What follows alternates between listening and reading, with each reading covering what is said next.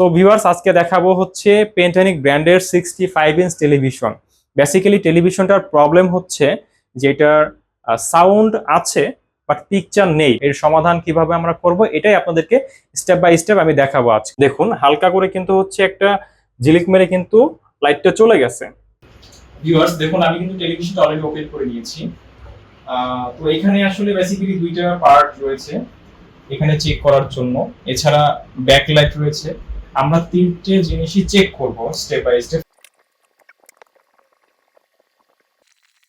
6-6-12টা stick রয়েছে, 6টা করে সেট।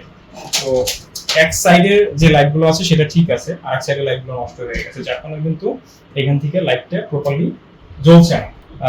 তো অপেক্ষা করুন, সাথে থাকবেন। আমরা ফুল ব্যাক পার্টটা খুলে আপনাদেরকে আবার দেখাবো যে আমরা ব্যাকলাইটের কাজগুলো কিভাবে করছি।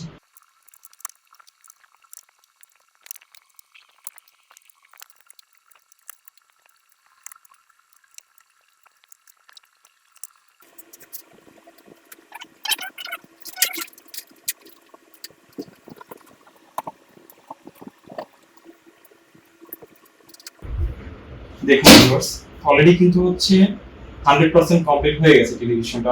দেখুন অলরেডি কমপ্লিটলি কিন্তু এটা স্মার্ট টিভি। তখন যে দেখেছিলেন যে ধাপ করে এসে চলে গিয়েছিল, বাট এখন কিন্তু স্টিল নাও একদম কমপ্লিট হয়ে গেছে।